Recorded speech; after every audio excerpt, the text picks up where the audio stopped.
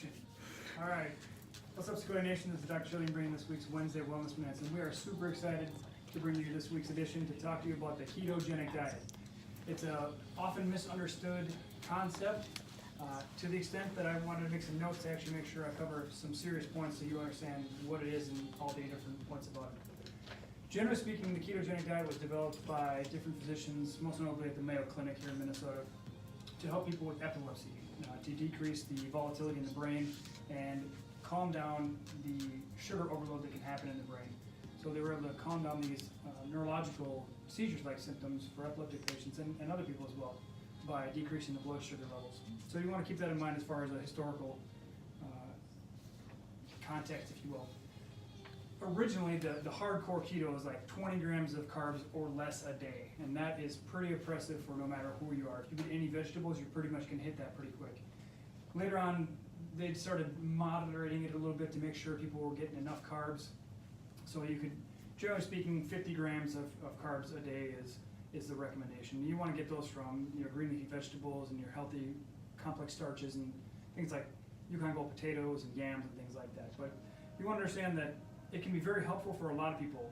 A lot of people are doing it these days to lose weight. One of the major things you want to appreciate when you're going into a keto is that you're going to be increasing your fat consumption a lot compared to what you have normally done. And so you want to understand how that's going to affect your body and how your body is going to adapt to that metabolism of those fats. If you don't have a gallbladder, a lot of people don't.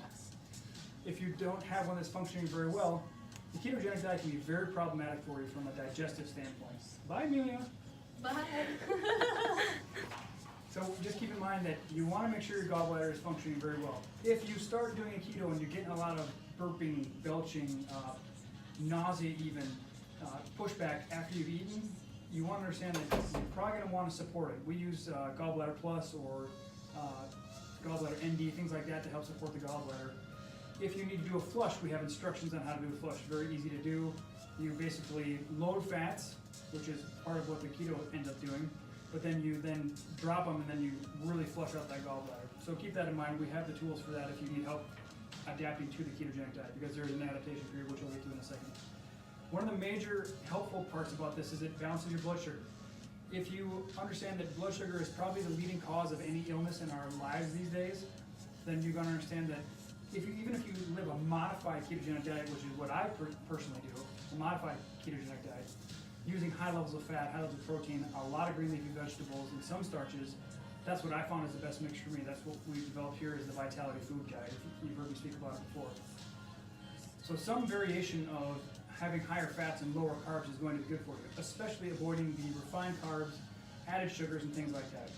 I personally try to avoid anything more than 25 grams of added sugar in anything I eat per day.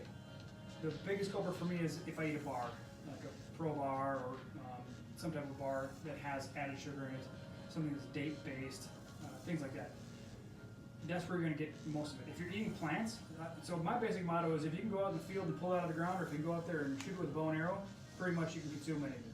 If it comes in a box and it's been made in a factory, you generally speaking want to avoid that because there's going to be all kinds of garbage in there.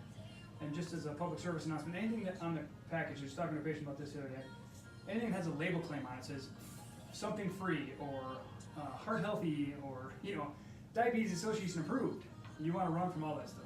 Because if there's a label claim, they're trying to draw your attention away from it. It's called wagging the dog.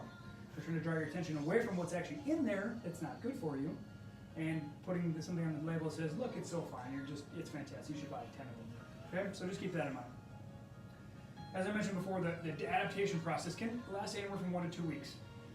Those 2 weeks can be troublesome for some people because they usually don't amp up their fats fast enough in order to compensate for the decrease in the carbs. Now, you're never going to fully fall apart as far as an energy or brain standpoint when it comes to carbohydrates because half of protein breaks down into carbohydrates via the amino acid cycle. We won't go to that big nonsense, but your brain needs about 50 grams of carbs a day to optimize its function. The rest of it can be fat from ketones, which hence the ketogenic diet. And so as we lose weight and things like that, and you break down fat tissue, it's going to break up into ketones and triglycerides and other things like that. But keep in mind, your protein is going to be your source for those amino acids, which is going to be broken down into glucose that your brain can use as fuel.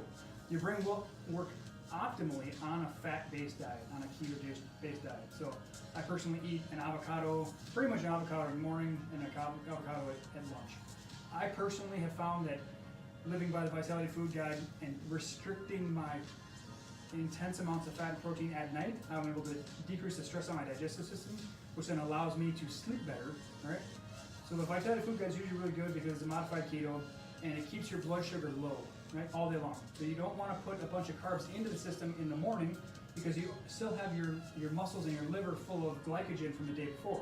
You want to burn through those before you start adding back in. Alright, so this will help you decrease your inflammation, decrease your pain, increase your energy, and help you sleep better.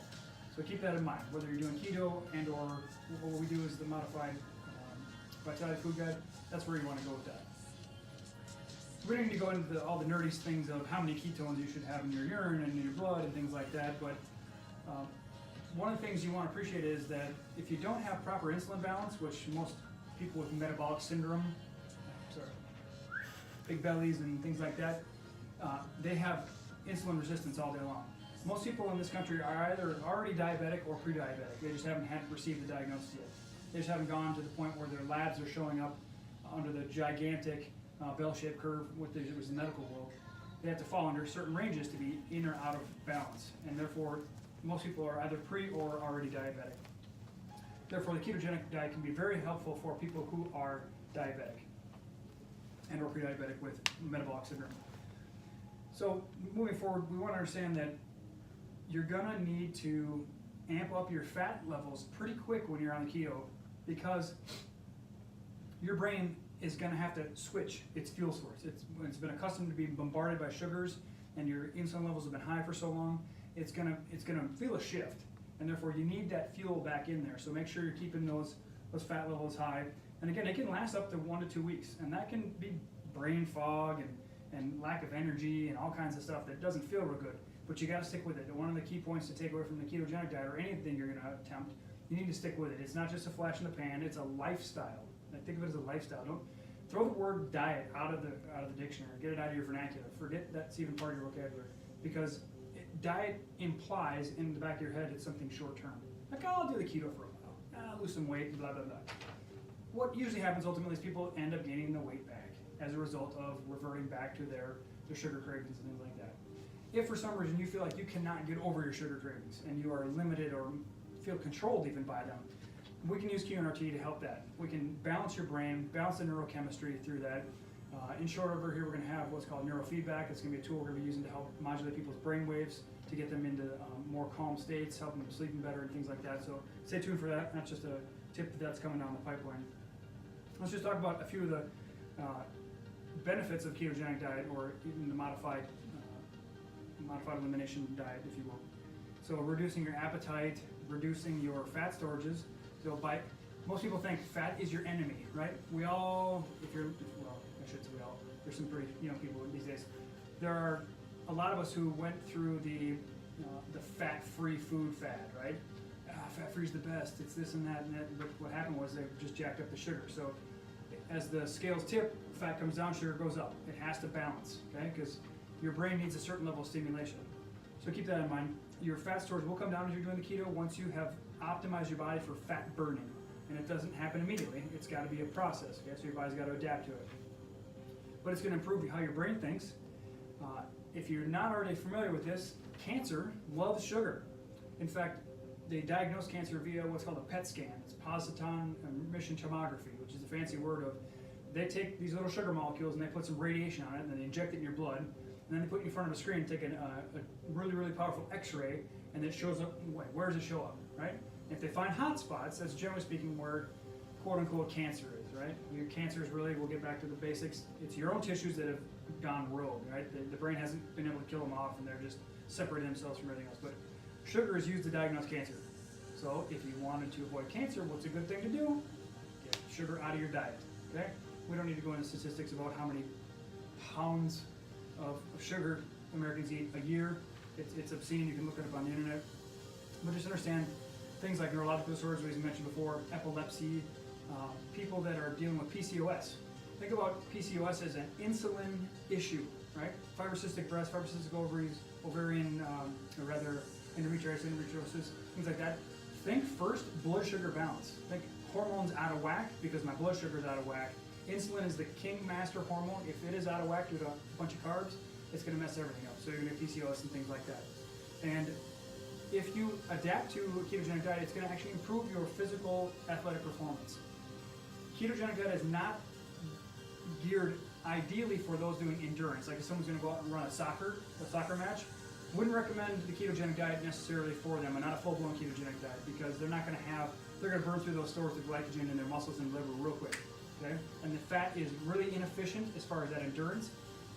It's like 0.4 of a molecule for a ketone versus 1 to 2 units of energy from sugar. So if you're going to do an endurance activity, you're going to need to supplement some type of, hopefully a healthy type of sugar into your diet, which is going to help you maintain that longevity and be able to push through to the end of the match, if you will. We already mentioned promoting fat loss and things like that. It is thought of as a restrictive way of eating.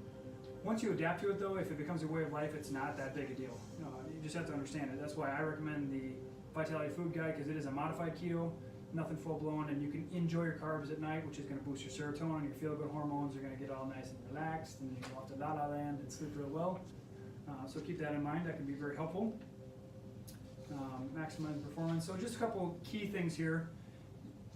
Ratio-wise, 75% of your fat, or rather your consumption of diet, should be from fat, which leaves about 20 from protein and then 5 from carbs. Okay, so keep that in mind. It's a general ratio to have a 75, 25.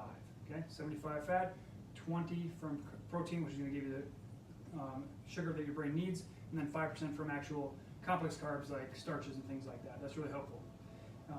Increasing your dietary consumption of fat for athletes for protein is going to help you maintain that endurance. Remember a minute ago we mentioned the idea of being able to sustain the energy through those matches.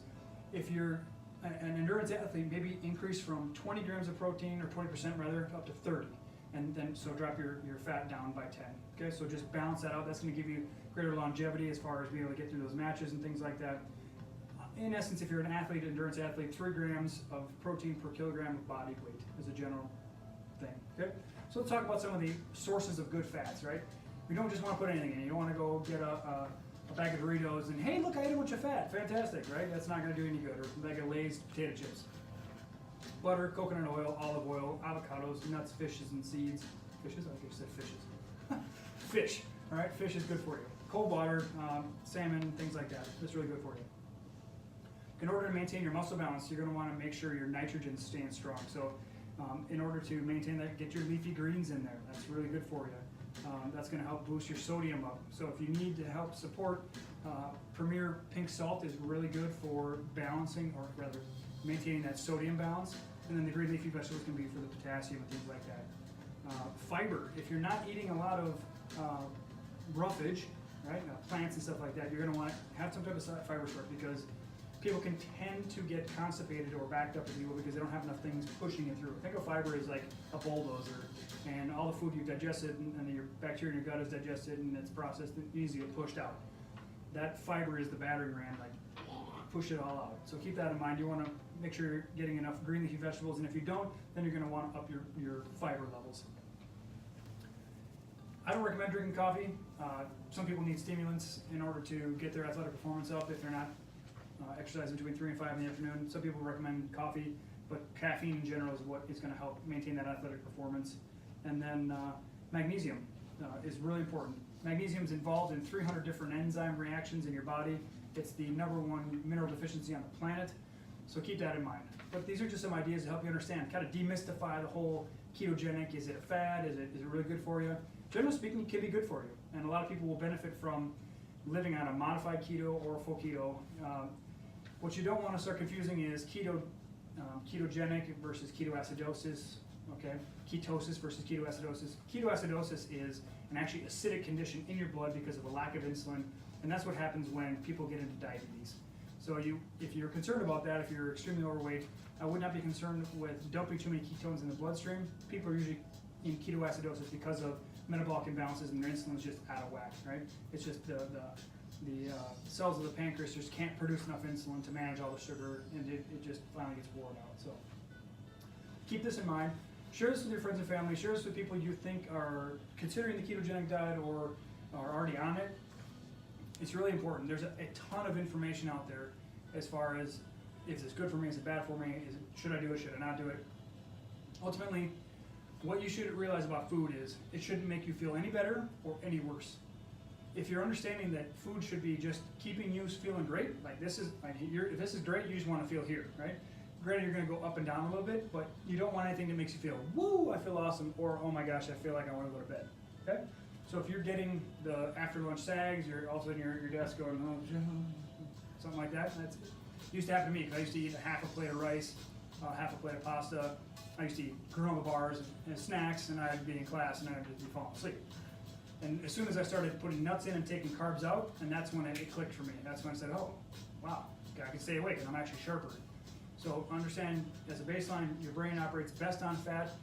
You can get the carbohydrates that your brain needs from protein, but just make sure you're really getting a lot of green leafy vegetables in there. And that could be, cauliflower, broccoli, asparagus, kale, Swiss chard, collard greens, mustard greens, all just get them all in there, right?